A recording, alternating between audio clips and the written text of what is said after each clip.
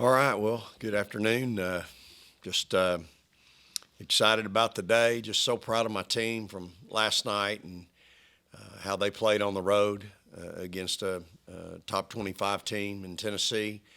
And really thought we had great point guard play from Maya throughout the game. No turnovers again for her in the ball game. Ran our team and other than her little hiccup with foul trouble early, which, again, doesn't bother me that much. I love to see her being aggressive.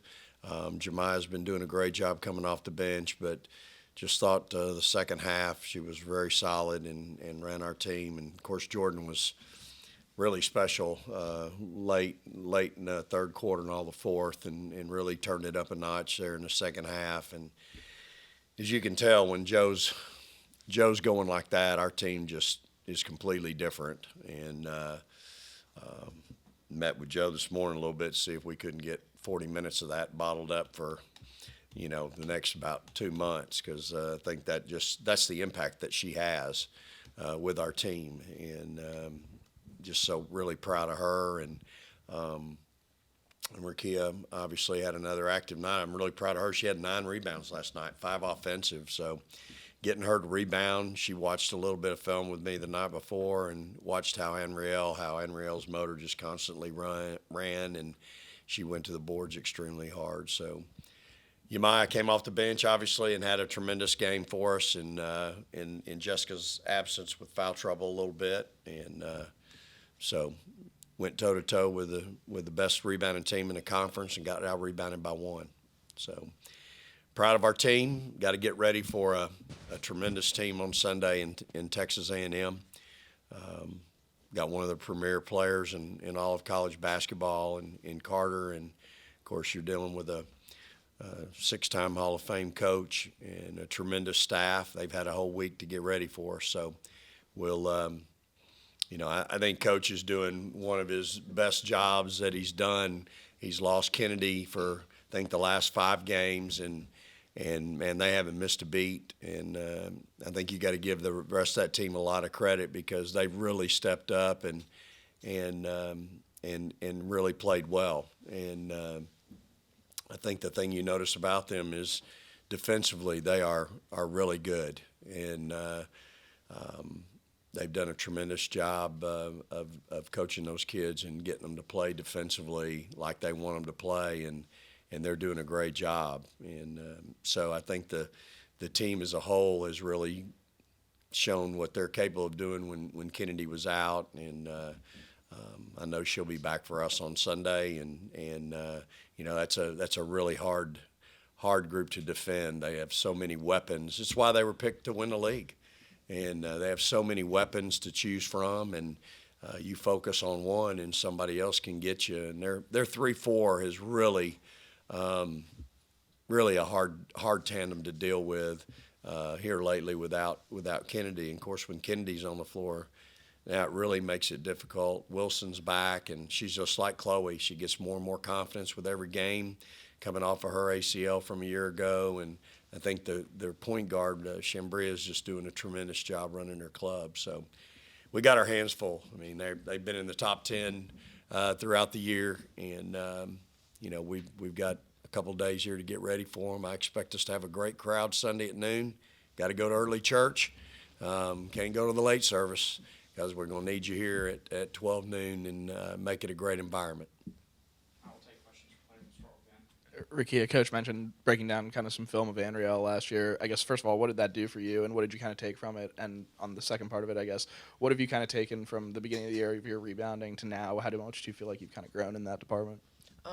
Coming in, I always watch how hard Anriel played. Like, she just has an endless motor, and I just thought to myself, like, this girl never gets tired, and that's something that I want to do. And watching film, I just saw, like, the placement she put herself in. Like, soon as she see the ball going up, or she know her players' personnel, so she knows, like, when a certain person gets it, they're going to shoot it. So she was just always, like, on her toes about that, and I feel like that helped me want to rebound, especially against, like, a good rebounding team like Tennessee.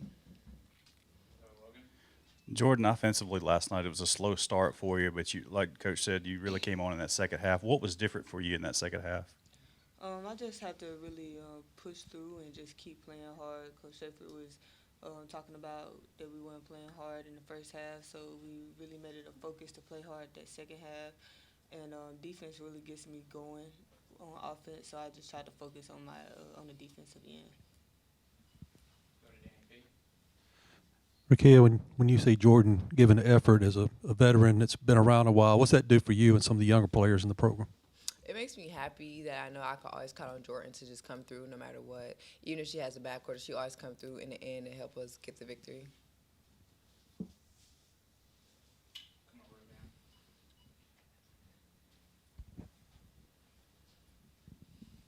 My rebounded really well from that Auburn game, and obviously no turnovers last night. What do you feel like that maybe game did for you in terms of motivation, and where do you feel like you're at now, kind of just settling down a little bit?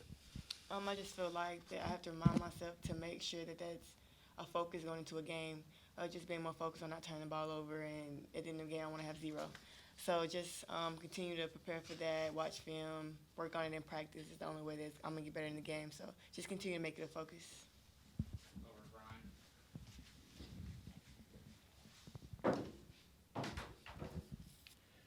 Jordan, obviously you've played in a ton of big games here, and these last 2 years being on a veteran team. Are you surprised at how well this team, being as young as it is, has responded in road environments? I am a little bit surprised, but I mean, it's demanded every day in practice from our coaches, so it's expected in the games as well. We practice that, and Coach Schaefer gets us prepared for any type of environment, and we're used to big crowds, so not necessarily big crowds going against us, but I'm actually proud of them of how they've been handling themselves and maintaining composure in those road games. Anything else for players? We'll excuse them. We'll take a question. Good job.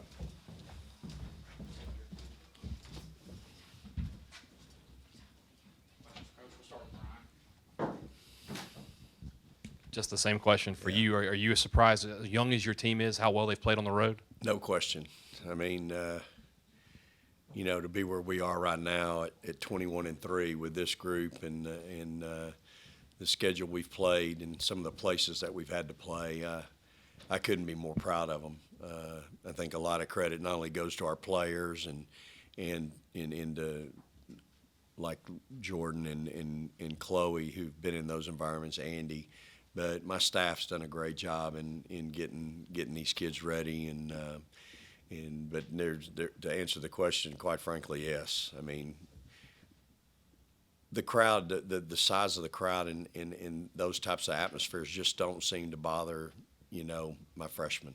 And Jemiah's played well in her roles as coming off and having to back up Maya. And, of course, Rakia, her biggest adjustment was just here at home, those first couple games, playing in front of 7,000, 8,000. I think once she settled in, it doesn't matter where we're at, she's ready to go and just plays the game at an incredible level. And so proud of this group, really. I thought a lot about that last night as we were flying home, about how this team is trying to grow up a little bit. And, it seems like every game on the road we kind of take a little bit of a step in the right direction. Vic, you mentioned Kennedy. Obviously, she's been out, but when she is on the floor, what kind of difference maker does she make, and how does that change with obviously her being injured? Do you just prepare in the sense that you expect her to be on the floor? Yeah, I don't think there's any question she's going to play, and I think she's been out now for 3 weeks or more with a sprained ankle, so I'm pretty sure she's going to be back 110%. And you're talking about one of the best players in our game and right now, and it's just an explosive player. I mean, I got to coach her this summer in the Pan American Games and saw it every day. I mean, the kid is just explosive. She's explosive off the bounce. She scores at all 3 levels, can score at the rim, mid-range, and from 3. And I just, you just have to really pay a lot of attention to her. And then when you do that, they've just got so many pieces, and they're veteran pieces.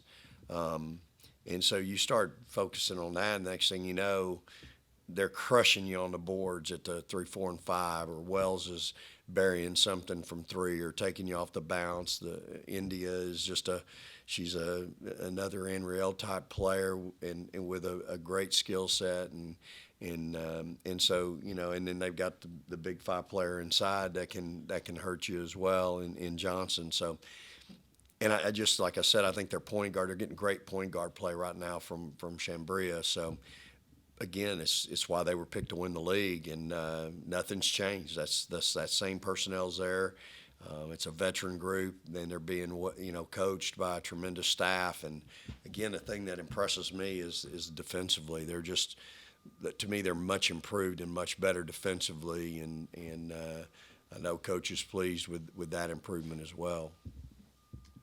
When you found out that you were the first SEC team to beat Tennessee 3 straight times at home, did that hold some significance to you? You have to stand in that building and look up in the rafters to see the history of our game. Certainly the tradition there, as far as what's happened in years past, is important. I think of Louisiana Tech and the history of the game at La Tech back when Leon Barmore was there and how good those teams were. And Pat, Coach Summit, in the time that she was there and just how dominating that program had been over the years. And it also teaches you a little bit about how fleeting it can be. We're experiencing a pretty good run right now here at Mississippi State, and you just can't take it for granted. Not that that's happened there. I'm just making a comment. You just can't take things for granted because the game has changed. Programs, universities are now invested in the women's game. Back in the day, you had just a handful. Texas, Tennessee, Stephen F. Austin, Texas Tech. This is way before you guys' time. But that's who was vested in women's basketball. You can throw Stanford in there. And so there was just a handful of teams that were really invested. Then you can add Auburn and Georgia, La Tech. And so now there's so many people that are invested. But to answer your question, to stand in that arena and to look up in the rafters and see all the history and the tradition of a Tennessee and to know that, we went empty for 36 straight?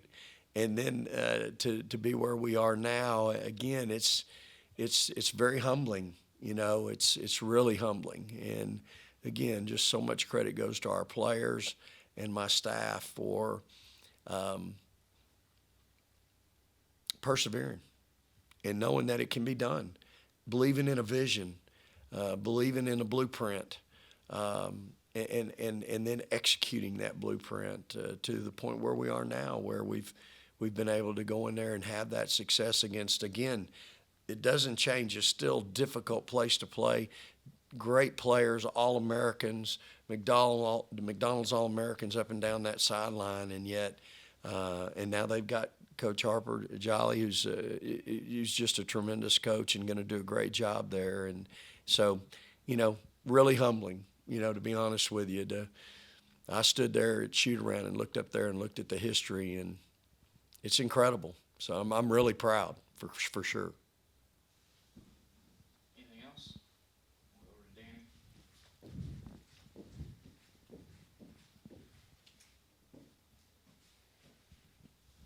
Coach, I asked Rakia about her interaction with Jordan, how much it's helped her and some of the younger players. What do you see in practice and just being around Jordan every day, the younger players, maybe showing her some respect and listening to what she has to say? Yeah, I think you've got,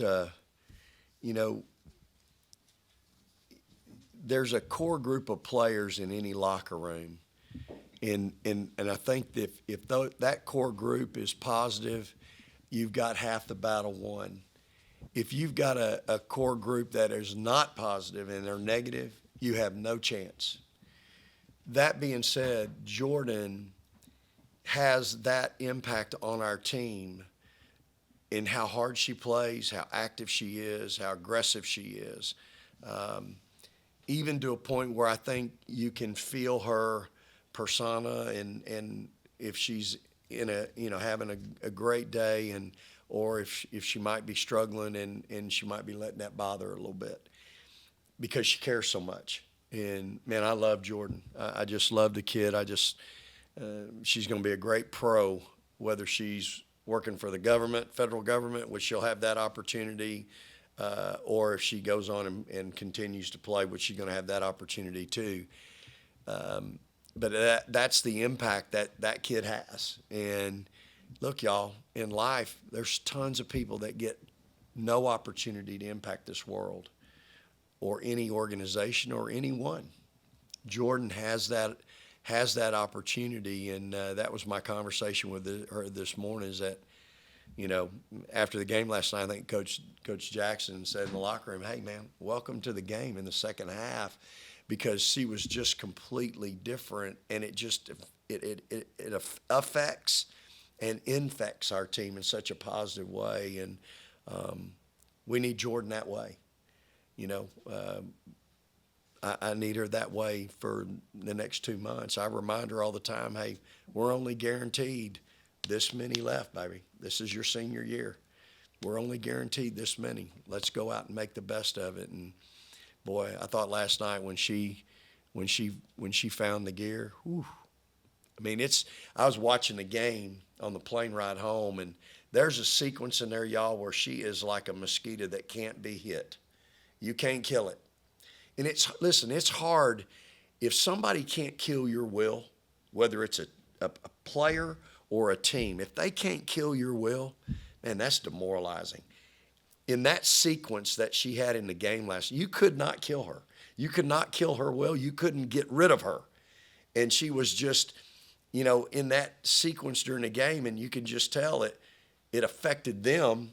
But it also affected the rest of her teammates and how she was playing, how they got to playing with her. So really special. And, kids like that, the Dominiques of the world and the Savannah Carters that came here and Katera and those kids, Victoria. I mean, those kids just, throw Blair and those kids, when they bring it every day, it spreads throughout your team. Vic, you mentioned being able to break down film with Rakia. I guess first off, what did you guys kind of look at in that film? What was kind of the message there with looking at Andriel? And second, how much do you feel like those one-on-one sessions can benefit a player? Well, I don't think they can hurt. We basically watched, I think Andriel had 26 last year against Tennessee here at home and had a big night, but she's just so active. And it gave me a chance to just show Rakia a little bit. Hey, I need you to be a little bit more active rebounding, especially offensively. And here's how you can do that. Don't stand and watch. When you know your team, when Joe gets to a certain spot, I'm going to want her to shoot it. So she isn't going to make them all. So get in there and see if you can't anticipate and get us a few extra second chance points.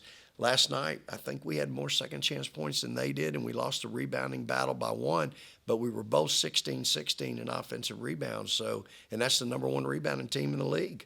So basically we pushed with them. Man, that's a win in my mind. So just having the opportunity, we do that a lot with our players, one-on-ones and by position, and we just had the opportunity that night at dinner, and I think it can't do anything but help.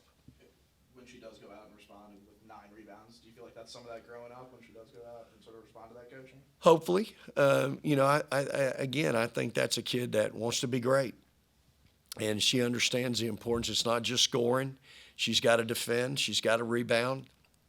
And so I think she understands to be great, it's all 3 phases. And, for her, she's a mismatch. She's a matchup problem, not only offensively but rebounding. She can be defensively, and as she grows and matures and becomes more experienced, I foresee her being in that role where she can be that defender that creates problems because of her size on some pretty good offensive players that are in our league. And so I think that's what she's got to learn to embrace. But she wants to be great, and that's the fun part. You got kids that want to be great. They soak that up. They're attentive. She made some great comments here about watching that and watching Andriel, and so I think that's part of growth. Anything else? Thank you all. Appreciate y'all. Praise the Lord and go Dogs.